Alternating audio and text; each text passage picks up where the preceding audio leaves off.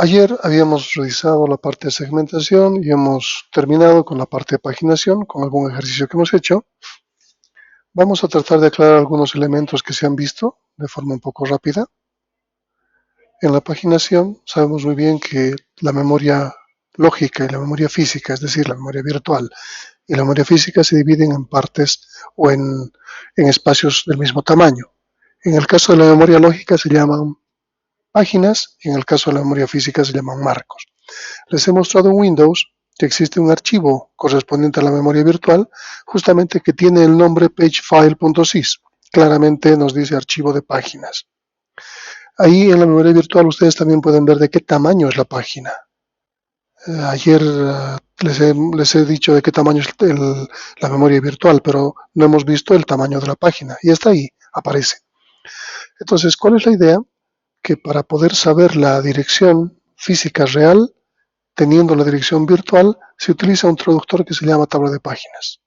Cada página tiene su correspondiente marco que tiene que reemplazarse y se tiene la página real. Como aquí podemos ver, tenemos una página, un desplazamiento, y esta página se busca primero en la memoria asociativa, es decir, en el TLB, que está en el caché. Vamos a explicar un poco más sobre eso. Si encontramos ahí, el marco se reemplaza, el desplazamiento se copia y tenemos la nueva dirección física. Si no está en el TLB o memoria asociativa, se busca en la memoria RAM. Significa que existe una falla, o sea, una falla de memoria, page fault se llama.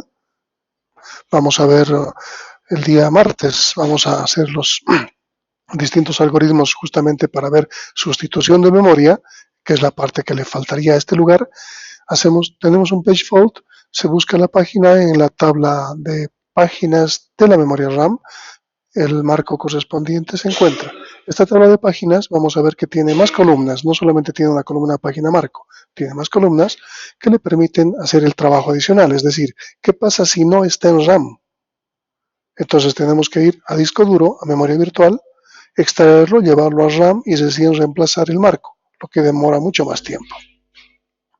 Es la parte que vamos a empezar a revisar. Ahora bien, la memoria asociativa se llama Translation Look-Aside Buffer. Es un buffer, es un memoria caché que se utiliza temporalmente.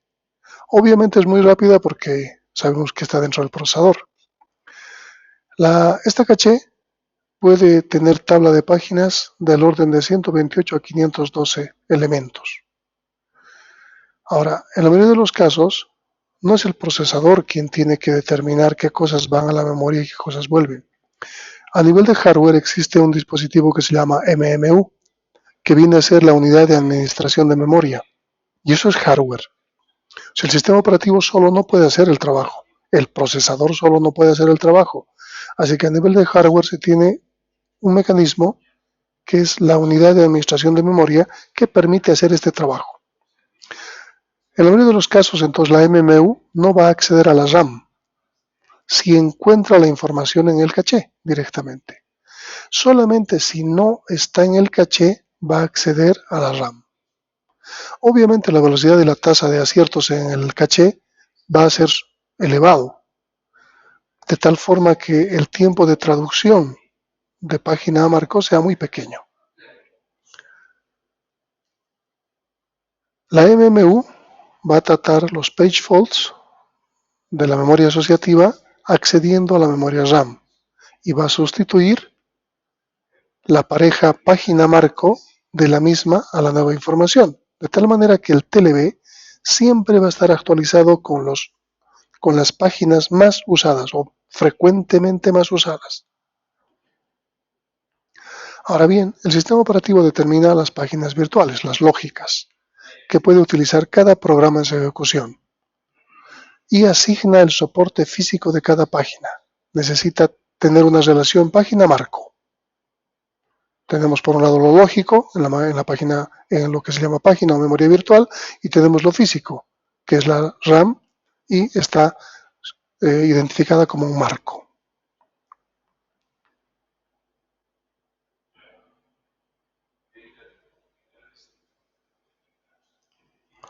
Sabemos muy bien que el sistema operativo es un software.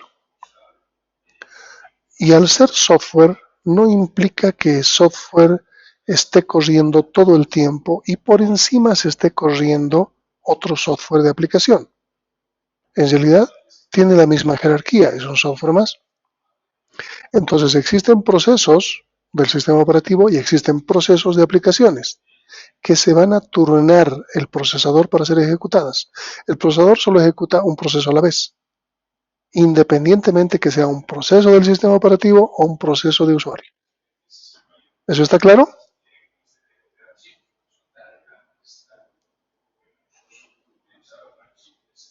Entonces, si esto ocurre, el sistema operativo no puede hacer todo, porque va a tener su turno para hacerlo. No es algo que está por encima o por debajo de algo. Es un software más. Entonces, el sistema operativo, es imposible que pueda realizar funciones de acceso a la memoria de un programa mientras otro programa está funcionando. Estas funciones que necesita hacer son la traducción de direcciones, página marco, el marcado de páginas como sucias, que significa se ha modificado algo de información, a eso le llamamos que está sucio, y la forma de limpiarla es pasarlo a disco duro. Entonces, el marcado de páginas como sucias o accedidas, la vigilancia de accesos para detectar posibles accesos incorrectos. Sabemos muy bien que le otorgamos un rango, pero si ese proceso intenta acceder a otra dirección que está fuera de su rango, necesitan asegurar. Entonces, estos trabajos es imposible realizarlos para el sistema operativo. ¿Quién tiene que hacer eso? Hardware. Y dentro del hardware, el MMU, Memory Management Unit, la unidad de administración de memoria. ¿Está bien? La traducción de cada dirección de memoria la va a realizar la MMU usando la información de la tabla de páginas del programa en ejecución. Entonces, cada que se hace un cambio de contexto y entra un proceso X, este proceso X tiene que cargar en RAM su tabla de páginas. En el caché ya está cargado la memoria asociativa, es decir, todas las páginas y marcos frecuentemente usados de todos los procesos, incluyendo los del sistema operativo. Entonces eso le da una ventaja al sistema operativo, porque puede buscar los elementos que le sirven a él, aun si su tabla de páginas no ha sido cargada, porque está en el caché. Entonces el sistema operativo mantiene una tabla de páginas por cada programa activo. Y existe un registro que la MMU tiene o accede donde sabe en qué lugar se encuentra la tabla de páginas de cada proceso.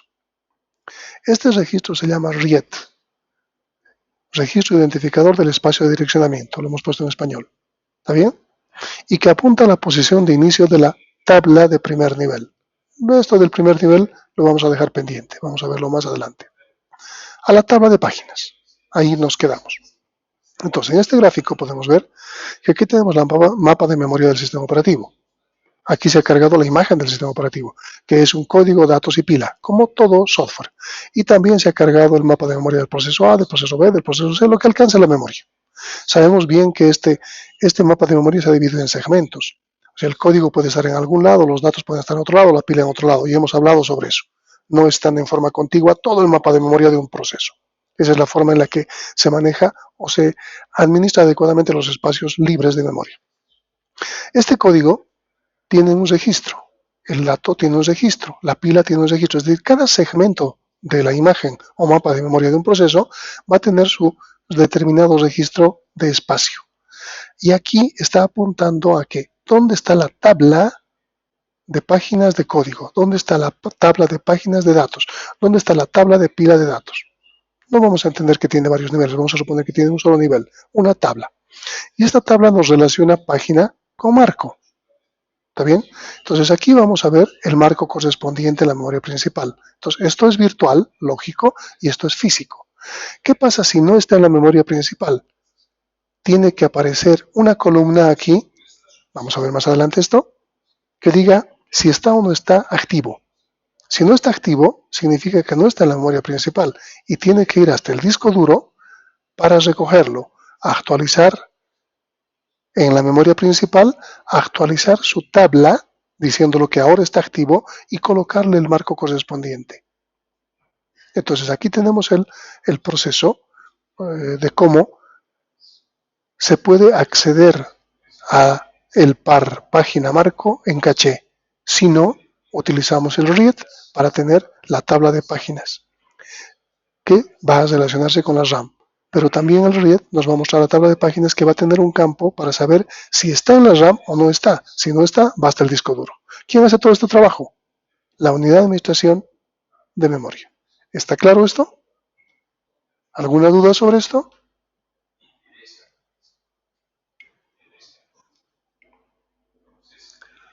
¿Me escuchan?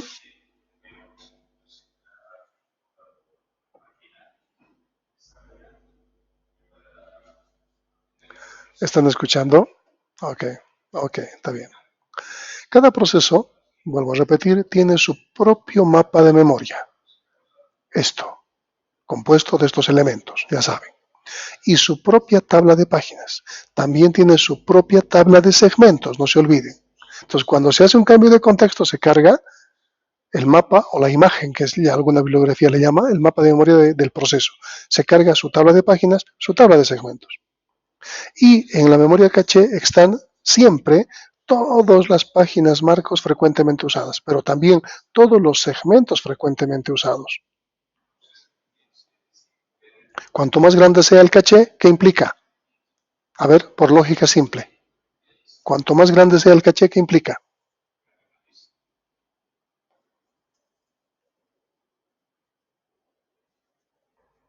Vamos. El sistema operativo va a tener un mejor rendimiento. ¿Pero por qué? ¿Por qué?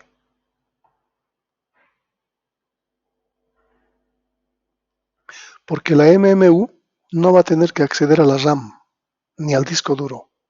Todo va a estar en caché y va a ser mucho más rápido. Entonces la MMU, solo si falla, si hay un page fault o un segmentation fault, accede a la tabla de páginas o tabla de segmentos y a partir de eso a la RAM o al disco duro. Solo si existe un page fault en el TLB. Mientras tanto, el sistema operativo se hace cargo con el TLB y eso es más rápido. Entonces, cuanto más grande sea el caché, guardamos más páginas frecuentemente usadas, más segmentos frecuentemente usados y le permite al sistema operativo hacer su trabajo en forma rápida. ¿Está bien? ¿Está bien? Entonces, ya que cada proceso tiene su propio mapa de memoria, su propia tabla de páginas, su propia tabla de segmento, cuando el procesador concede a otro proceso su tiempo, hay que hacer un cambio de contexto. Por lo tanto, hay que cambiar la tabla de páginas del nuevo proceso, la tabla de segmentos del nuevo proceso, el mapa de memoria del nuevo proceso. Y como sabemos todas esas cosas, el PCB nos va a apuntar eso. La paginación encarece los cambios de contexto, obviamente. La seguridad es gratis, porque cada proceso solo puede acceder a las páginas que están en su tabla de páginas. Y si quiere acceder a otro lado, sale un error y termina el proceso. ¿Hay fragmentación interna? Sí. Y normalmente de media página por proceso en promedio. Esto es muy fuerte. Pero entonces podríamos usar páginas chicas, de menor tamaño. El problema sería que necesitaríamos un mayor costo de administrar estas páginas. Si tenemos 100 páginas, nos dedicamos a las 100 de un cierto tamaño. Si tenemos 1000 páginas, ya tenemos más problema de administrarlas, a eso se refiere. Normalmente el tamaño de página ha ido aumentando con el tamaño de la memoria física de una máquina típica. Entonces, cuanto más grande tengamos RAM actualmente, el tamaño de las páginas es más grande. Cuanto menos RAM teníamos hace tiempo, el tamaño de las páginas era más pequeño. Entonces, eso es función de la parte física. El mapa vigente viene determinado por el valor del contenido del registro RIET. Ya hemos visto que se trata de eso. Valor que indica la posición en que se ubica la tabla de páginas del proceso que tiene asignado este mapa de memoria. Aquí tenemos el RIET, está apuntando a la tabla de páginas correspondiente. Cada uno de los elementos o segmentos tiene un RIET apuntando a una tabla de páginas. Y esta tabla de páginas tiene que ver con el mapa de memoria del proceso respectivo. Entonces, aquí vamos a tener varias filas por cada proceso y cada una de esas filas puede ser uno de los segmentos en el lugar donde está. Así de simple. Hablemos de esta tabla de páginas ahora, de manera específica. La tabla de páginas puede ser directa o inversa. Cuando hemos hablado en todos los ejemplos, estamos hablando siempre de una tabla de páginas directa. ¿Qué implica eso? Está indexada por página. Y el segundo elemento es el marco. Eso es una página directa. Obviamente la página inversa será al contrario. Será una página en la cual tengamos marcos en la primera columna y páginas en la segunda, pero la indexación sigue siendo por página. No se olviden de eso. La indexación o el ordenamiento y la búsqueda no es por marco, siempre es por página, porque eso es lo que el sistema operativo utiliza. Utiliza un par que dice página offset, página desplazamiento. Por lo tanto, no sirve de nada haberlo indexado, tener una búsqueda por marcos. La tabla directa tiene una particularidad. Puede ser simple, de un solo nivel, o puede tener una estructura en árbol, con 2 o más niveles. Los procesadores actuales, Intel i7, utilizan hasta 4 niveles de paginación. ¿Está bien? Hasta 4 niveles. Ayer les mostraba bloques, ¿se acuerdan? En el mapa de Windows, el mapa de memoria, ahí podemos distinguir, no distingue los niveles, pero sí nos puede mostrar de alguna manera que se conforman bloques. Vamos a hablar sobre los bloques ahora. Las tablas de páginas directas de un nivel es lo que hemos estado viendo. Cada programa tiene asignado una tabla de páginas de un solo nivel. ¿Está bien? La tabla tiene una entrada por página y su correspondiente marco. Ahora, el número de página se utiliza como índice. Por eso les decía, está indexado por página. Cada elemento de la tabla tiene un bit para indicar si la página está en memoria principal. Es lo que les decía que faltaba a lo anterior. Entonces, aquí tenemos un bit que dice sí o no, si está activo o no está activo. Veamos este ejemplo. Aquí tenemos la dirección lógica. Aquí en este gráfico se ha utilizado byte en vez de offset. Eso no importa. Más abajo estoy aclarando eso. Aquí está, por si acaso. Es que no es un gráfico mío, es un gráfico que estoy usando de un texto. Esta es una recopilación monográfica, bibliográfica. No me apropio de nada porque estoy referenciando en la bibliografía los textos que he utilizado. Es un texto de consulta para nosotros, pero no es un libro para mí, ¿no? De mi autoría, a eso me refiero. Si no, tendría que yo dibujar todos los gráficos, etcétera, etcétera, etcétera. Eso es cuestión de referencias bibliográficas y no hacer plagio. ¿Está bien? Entonces, la dirección se compone del número de página y el offset. En este caso se está colocando en bits y aquí abajo está en decimal. Tenemos 5,677. Seguimos utilizando el algoritmo anterior. El offset se copia, 677, y la página se busca en la tabla de páginas. Aquí está la 5 y corresponde al marco 5681. Nada diferente hasta el momento. ¿Qué difiere? ¿Qué pasaría si estuviéramos buscando la página 3? ¿Qué implica esto? ¿Alguien me puede decir?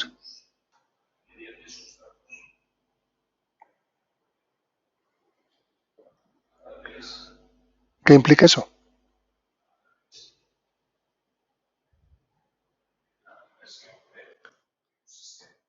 No existe la página 3, o sea, no está activa. ¿Qué tenemos que hacer?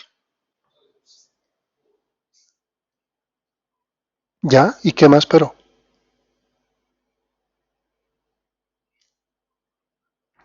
¿Ya? ¿Ya? Pero, ¿dónde está el contenido? Porque debería estar el contenido en el marco correspondiente, pero ¿de dónde sacamos eso? Esto es RAM, no se olviden. Ya estamos hablando de tabla de páginas, no es TLB. ¿De dónde sacamos el contenido?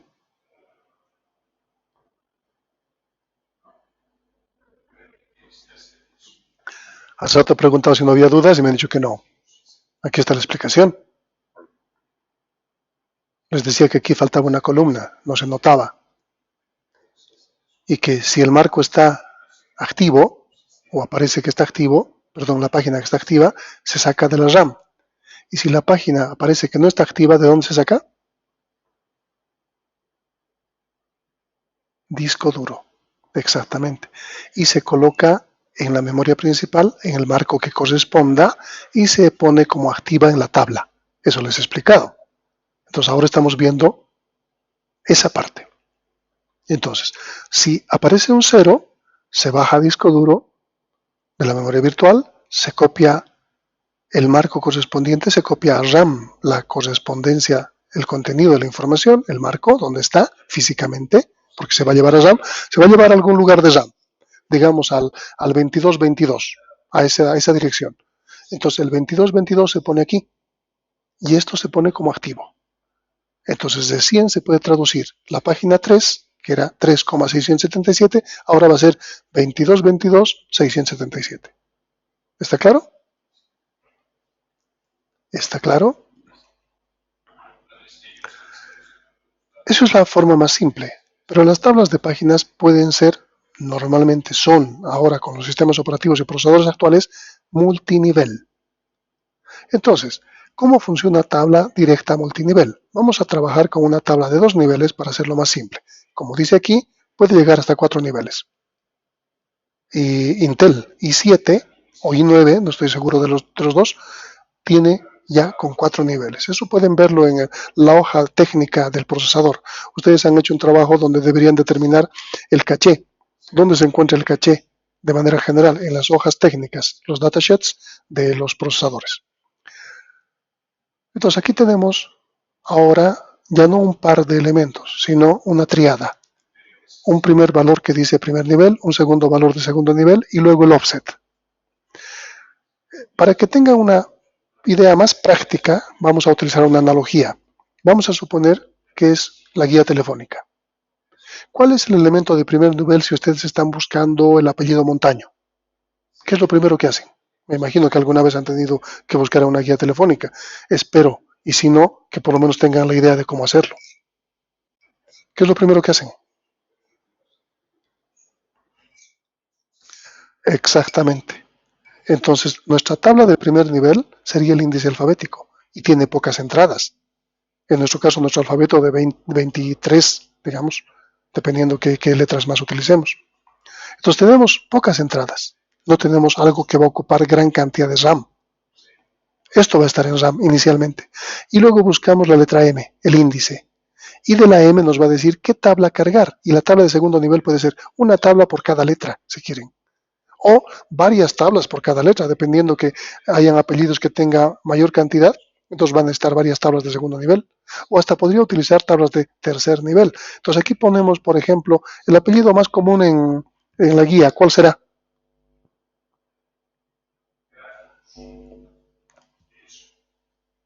Uno de los apellidos más comunes en Cochabamba es Flores, por ejemplo.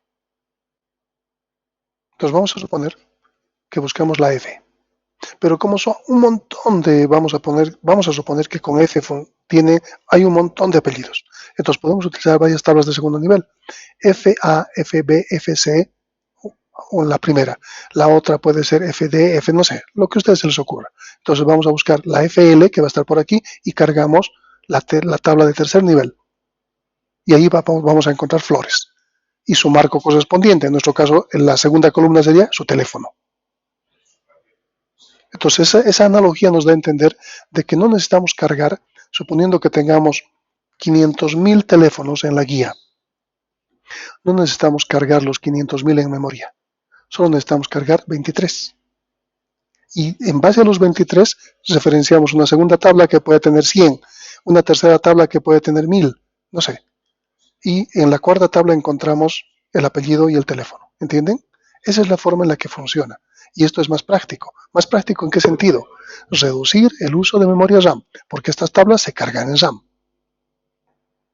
Entonces, lo primero que cargamos es el índice alfabético, lo más simple, la de primer nivel. Y en base a eso cargamos una de segunda, en base a eso una de tercera, en base a eso una de cuarta, y encontramos, ¿qué cosa estamos buscando? El marco.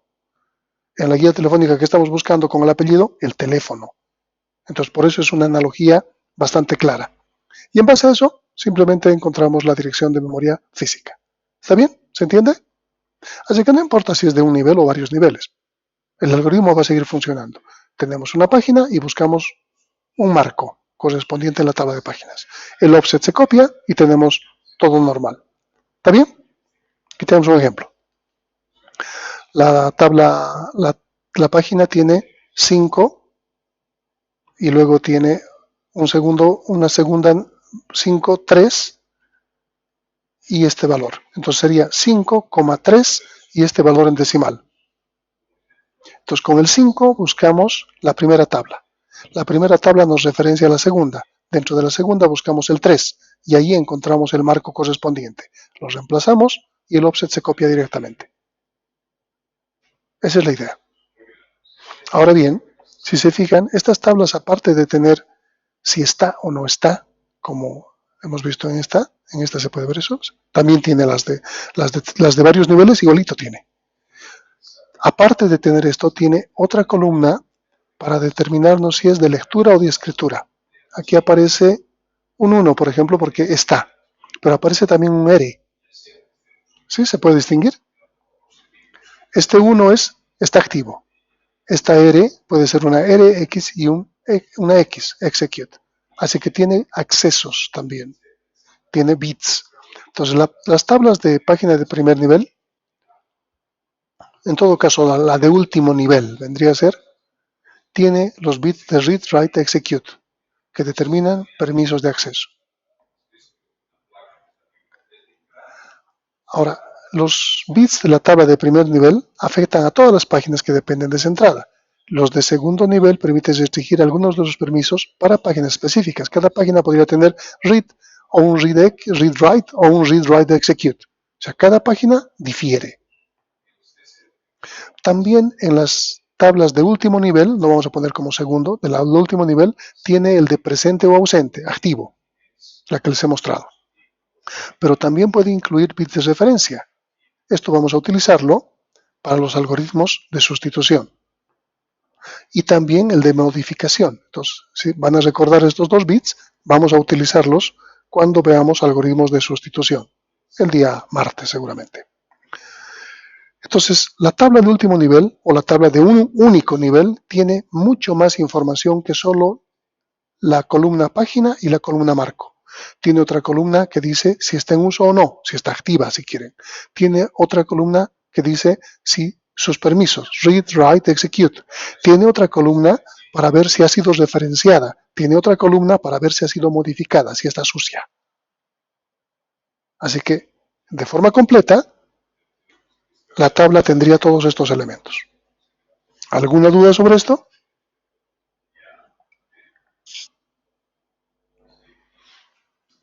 Hablemos de la página inversa. ¿Qué implicaría una página inversa? Que su primera columna sea marco y la segunda columna sea página. Pero la memoria lógica siempre llega con número de página, offset, siempre. Entonces, ¿cómo haríamos la búsqueda en una página inversa?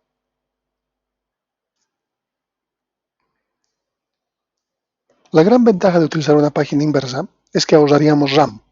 ¿Por qué? Porque sabemos muy bien que la memoria lógica es mucho más grande que la memoria física. Y si tenemos una tabla inversa, estaría relacionado solamente con los marcos, con la memoria física. Entonces existirían pocas entradas. Esta tabla sería pequeña, no como una tabla de páginas normal, que es grande. Entonces sería pequeña. Pero ¿cuál es la desventaja?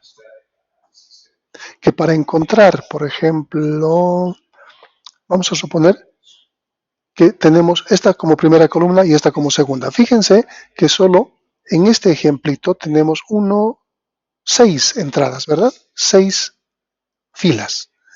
Si tuviésemos la relación marco-página en lugar de página-marco, tendríamos 1, 2, 3, 4. Solo 4 entradas. Pero está indexado por página. Y la tabla es inversa ahora. ¿Qué tendríamos que hacer para encontrar la página respectiva? Tendríamos que buscar uno por uno los marcos para encontrar la página respectiva. Así que sería una búsqueda secuencial, completa.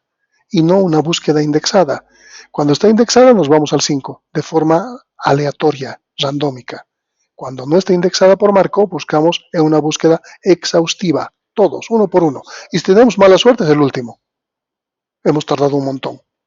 Entonces, la ventaja sería, tenemos pocas entradas en la tabla inversa. La desventaja sería, la búsqueda es lenta, es exhaustiva. ¿Está bien? Eso es una página inversa. Muy pocos sistemas operativos o procesadores lo utilizan. Los que utilizan más son las tablas directas, pero multinivel. Estas. Actualmente, todos los sistemas operativos utilizan estas. ¿Dudas hasta ahí? Hemos visto la segmentación y la paginación de forma separada. Sin embargo, también hemos distinguido que los sistemas operativos utilizan segmentación y utilizan paginación. Estos dos esquemas no pueden separarse, así que el esquema que se maneja a nivel general en los sistemas operativos es la combinación de ambos y se llama segmentación paginada. ¿Por qué aparece segmentación inicialmente? Porque cada parte de un mapa de memoria, cada función que hemos determinado, cada determinación de variables, se divide en segmentos, si ustedes recuerdan. Y esos segmentos se guardan dentro de las páginas. Entonces, por eso es que al principio tiene que aparecer segmentación y luego tiene que aparecer recién la paginación. ¿Cómo funciona? Aquí tenemos el mapa de memoria. Y el mapa de memoria lo que guarda realmente son segmentos. Entonces, por lo tanto, tenemos una tabla de segmentos que nos da el inicio y el final de una asignación de memoria. Nos da un rango. Luego, existe esta tabla de segmentos que de alguna forma nos tiene que relacionar con una tabla de páginas. Y la tabla de páginas nos va a decir en qué lugar de la memoria principal se encuentra este segmento. Estamos buscando esta partecita y llegamos hasta este lugarcito. Partimos de un segmento, pasamos por una paginación y encontramos el marco, la memoria física real. Y hasta podríamos toparnos con, estamos buscando este segmento, encontramos la tabla de segmentos y en este mapa intermedio nos apunta a una tabla de segundo nivel y nos dice no está en uso, no está activo. Entonces, ¿qué tenemos que hacer? Ir al swap, a la máquina, al espacio de almacenamiento secundario, al disco duro, para que esto haga un swap, lo lleve a memoria principal, sepamos el marco, se actualice la tablita con el marco correspondiente y podamos recién utilizar este segmento. Entonces es un elemento un poco más complejo. Tenemos un diagrama de flujo que nos permite entender cómo funciona esto. Aquí tenemos una dirección lógica compuesta por un segmento y un desplazamiento. El segmento se busca en la tabla de segmentos. ¿Está bien? ¿Qué es lo que tenemos que buscar? No se olviden la base y la longitud, el tamaño. Entonces, este desplazamiento, que es un solo valor, se convierte en dos elementos, una página y otro desplazamiento. ¿Cómo se hace este procedimiento? Les he explicado ayer, fácil. ¿Qué dato necesitamos para convertir un valor en dos valores? ¿Qué información nos es útil?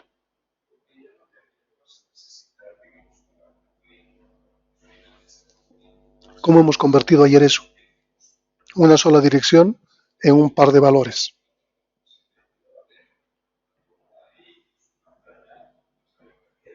¿Nadie ha asistido a la clase de ayer? ¿Nadie ha visto el video?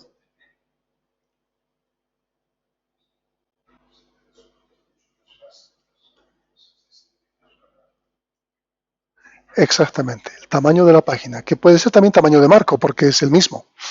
Entonces, este desplazamiento se divide entre el tamaño de página y se tiene el número de página. Y el residuo nos da el offset. ¿Sí? Entonces, estamos haciendo el procedimiento aquí.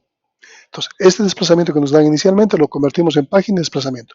Ese desplazamiento, como toda paginación, se copia directamente. ¿Y qué tenemos que buscar ahora? El marco. Pero ¿cómo hacemos el marco? Esta página se compara si es menor que el tamaño del rango del segmento. Si es menor, sumamos la base más esta página. Tenemos el nuevo valor. Este nuevo valor se busca en la tabla de páginas por el marco correspondiente y el marco se copia. Entonces, estamos combinando segmentación con paginación y esto es lo que realmente se hace. Fíjense también que en el interín estas tablas de páginas pueden tener múltiples niveles, hasta 4 niveles en procesadores Intel. Pero aquí lo estamos simplificando. Vuelvo a repetir, nos dan una dirección lógica que siempre parte de segmentos, un segmento y un desplazamiento. Este desplazamiento que nos dan lo convertimos, de acuerdo al tamaño de página, en una página y un desplazamiento. El nuevo desplazamiento se copia directamente para la dirección física. Lo que tenemos que conseguir es el marco de la dirección física. Para hacerlo, buscamos esta página, ya hemos obtenido ese número de página, y lo comparamos con el tamaño del segmento. Tiene que ser menor, tiene que caber en el rango. Si es así, le sumamos a la base esa página. Ya tenemos una página dentro del segmento, dentro del rango correspondiente al segmento. Y ahora convertimos esa nueva página, P', si quieren, la buscamos en la tabla de páginas por el marco correspondiente. Reemplazamos el marco y tenemos la dirección física. Un ejercicio de lo que acabo de decirles está en el texto, por si acaso. Estamos combinando segmentación con paginación. ¿Dudas?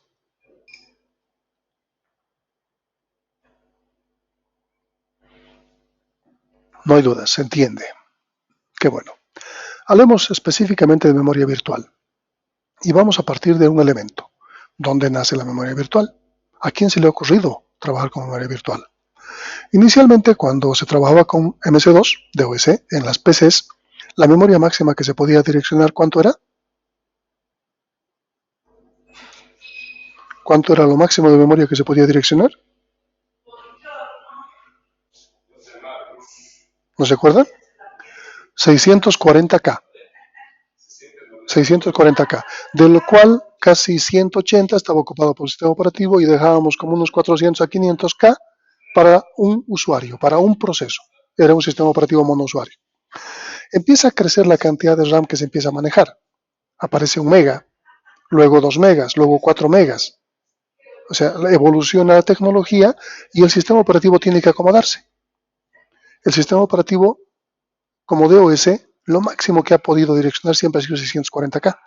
Entonces inventa memoria expandida, memoria extendida, para poder utilizar esa memoria adicional dentro del proceso. Pero como empieza a evolucionar todo, también los lenguajes de programación ya permiten crear archivos grandes, grandes en tamaño. Cuando trabajábamos con 640K, ningún exe podía exceder los 500K, porque no entraba. Si uno hacía un programa que hacía maravillas, pero pesaba 1 mega, su programa era imposible de ejecutar. No se podía ejecutar, era así de simple. Entonces tenía que reducirle características a su programa, tenía que optimizar su programa para que pese como 500K y que pueda ejecutarse en un sistema operativo MS2. Era un gran desafío para los programadores, porque no era programar por fuerza bruta, había que optimizar cosas. De tal forma que el manejo de memoria, el manejo de administración de recursos del programa sea perfecto y que ocupe un pequeño tamaño. Entonces, como empiezan a crecer las aplicaciones y sus usos, también empieza a crecer el tamaño de los archivos. Y lo que se busca es de qué forma se puede generar un programa grande, pero que no todo esté en memoria al mismo tiempo. Y se considera que había que fragmentar el programa, dividirlo. Y a alguien apellidado Fotheringham, se le ocurre que se podían crear archivos que se llamaban overlays. Entonces, el programador tenía que dividir las funciones en cosas básicas y en cosas específicas. Las básicas eran genéricas, servía para todo. Pero las cosas específicas servían sí solo si el usuario con la aplicación las necesitaba. Un ejemplo, estoy utilizando Word y para Word lo básico es tener la página, la plantilla donde yo puedo editar texto y empiezo a escribir texto. Algo adicional que no está en lo básico es, por ejemplo, corrector ortográfico. Yo quiero conseguir la ortografía y presiono un botón, entonces se carga el módulo de la ortografía. Quiero sinónimos, presiono el botón y se carga el módulo de los sinónimos. Quiero, no sé, gramática, quiero cualquier cosa adicional, quiero fonts, quiero cambiar el tipo de letra, quiero cambiar cosas y se va a cargar el módulo respectivo. ¿Se dan cuenta? Son cosas específicas que voy cargando o descargando de acuerdo a lo que uso. Sin embargo, el Word tiene algo básico que está cargado siempre en memoria y que me permite editar el texto. Entonces, cada cosa adicional que yo cargue es un módulo, un DLL que estoy cargando en la práctica. Pero ¿cómo se hacía en la época? ¿Han pensado en lo mismo? Obviamente es el precursor. Los DLLs se han originado en función de este pensamiento de este autor.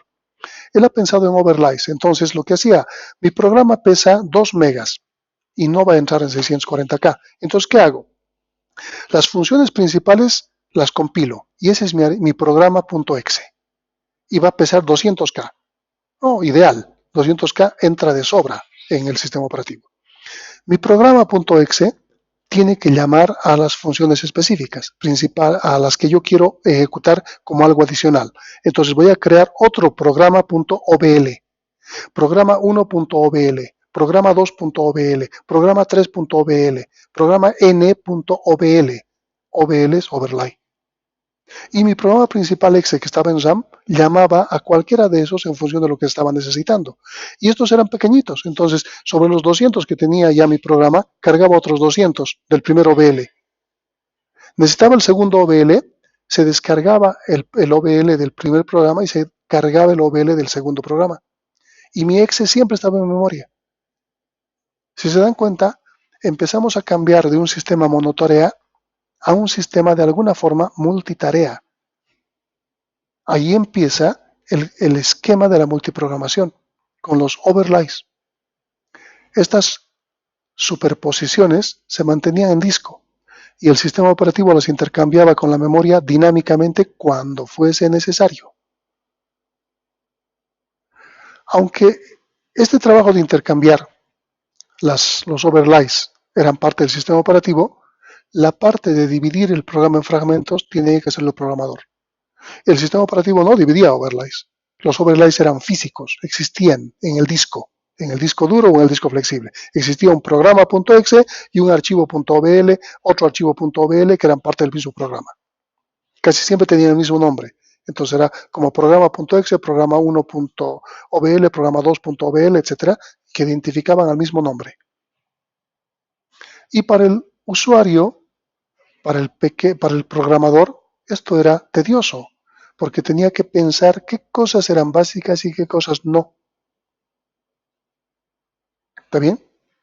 Obviamente, con el tiempo, ya el sistema operativo hace el trabajo. No tanto así, porque se han dado cuenta que en Windows, por ejemplo, existe un programa que es el kernel, se llama ntoskernel.exe o .com puede ser.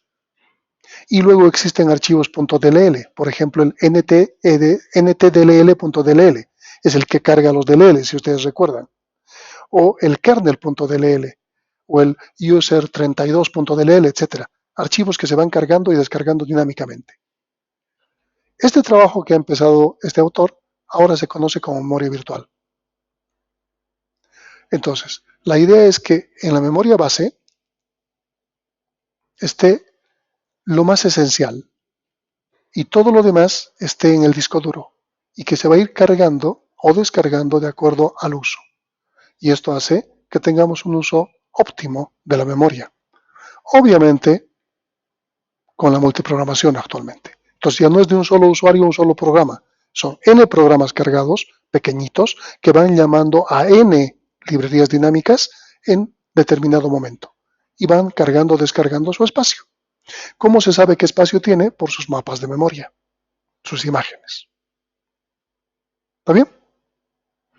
Ahora, la memoria virtual tiene políticas que de alguna forma tienen que limitar su comportamiento. Vamos a ver unas cuantas y vamos a pararnos en la de reemplazo, porque esa es la que necesitamos utilizar algoritmos. La de reemplazo es la que hace el swapping, el intercambio. Y eso necesitamos entender cómo hace y qué algoritmo sigue. Vamos a empezar por las primeras y vamos a llegar hasta esa. Podemos describir de manera general todas. La política de localización permite localizar una página dentro de la memoria secundaria. Sabemos muy bien que la paginación nos dice, busco en el TLB, memoria caché, asociativa. No está ahí, busco en RAM. Y si en RAM la columna de en uso o activo está en 0, ¿dónde tengo que buscar? en la memoria secundaria, en el disco duro. Entonces mi política de localización me va a permitir localizar esa página dentro de la memoria secundaria. La política de extracción va a definir cuando se transfiere una página desde el disco duro hacia la RAM. La política de ubicación, si hay varios marcos libres, o sea, en la RAM hay varios huecos libres, ¿cómo sé a cuál de ellos tengo que colocar la página que estoy sacando de la memoria principal? La de reemplazo. ¿Qué pasa si no hay marcos libres? O sea, lo ideal sería que la memoria física tuviese espacio. Pero ¿qué pasa si la memoria física no tiene espacio? Entonces tengo que buscar un candidato, una víctima, para sacarlo de la memoria RAM, llevarlo a la memoria virtual y reemplazar, hacer un swapping, un intercambio, llevando de la memoria virtual a ese hueco que acabo de crearme en el disco, en la memoria principal.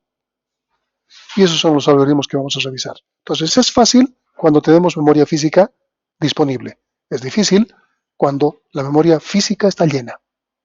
La política de actualización.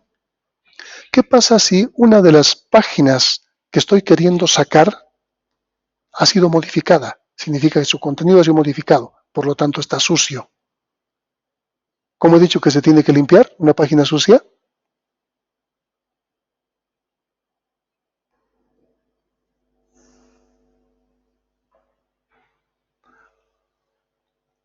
Se va a actualizar en el disco duro.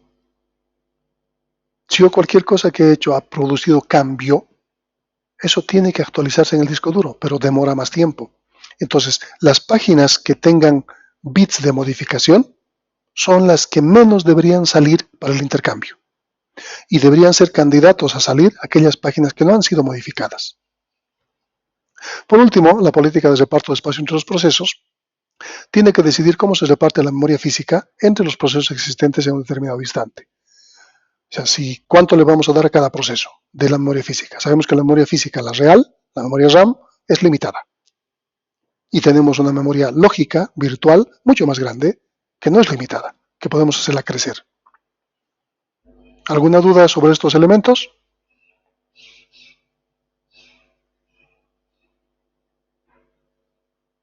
Empecemos con la política de localización.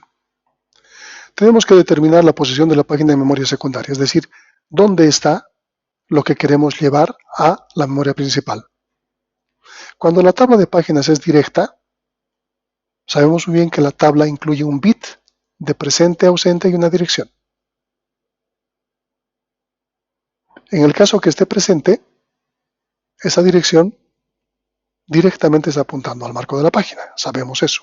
La tabla tiene página, marco y la columna de presente o ausente. Si está presente, obviamente el marco está escrito ahí. ¿Qué pasa si no estuviese el marco? Entonces tenemos que ir a buscar al disco duro y saber en qué espacio de la RAM podemos colocarlo. Cuando ya sepamos que esté libre, esa dirección vamos a colocarlo en la tabla. Entonces ahí estamos haciendo nuestra política de localización. Si la tabla es inversa, el sistema operativo tiene que mantener una estructura de información que permita conocer dónde están las páginas en la memoria secundaria, lo que le resulta más conflictivo. Es por eso que normalmente las tablas inversas no se usan, sino las tablas directas. La política de extracción. Existen dos formas de extraer. La primera, la que normalmente se utiliza, es la bajo demanda, y la otra es con lectura anticipada. ¿Qué implica? Bajo demanda nos llega la página respectiva y tenemos que saber si está en el TLB. Si no está, buscamos en la tabla de páginas. Si no está, buscamos en disco duro, lo llevamos a la tabla de páginas. Eso es bajo demanda. Lectura anticipada significa que inicialmente el proceso sabe qué páginas va a utilizar y el sistema operativo tiene que ya tener todas las páginas en la RAM para que el proceso utilice. Pero esto es como ver el futuro. Es muy complicado implementarlo. Casi siempre normalmente se utiliza la búsqueda bajo demanda.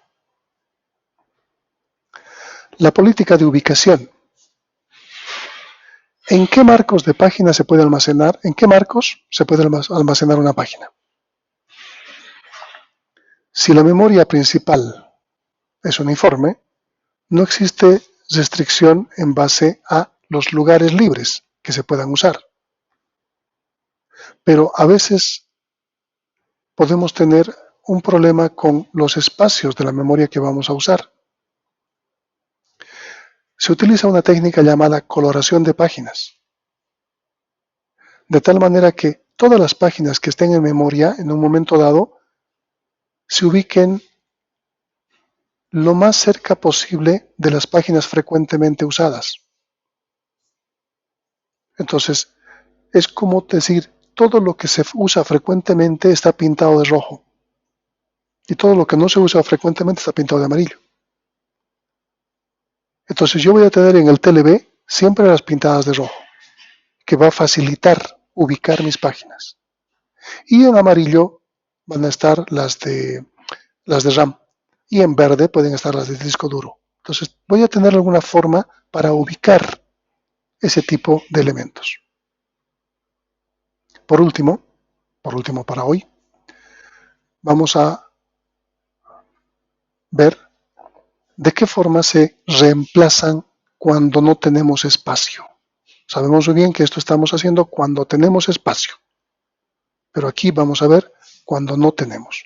Y para esto existen una serie de algoritmos que vamos a llevar el día martes.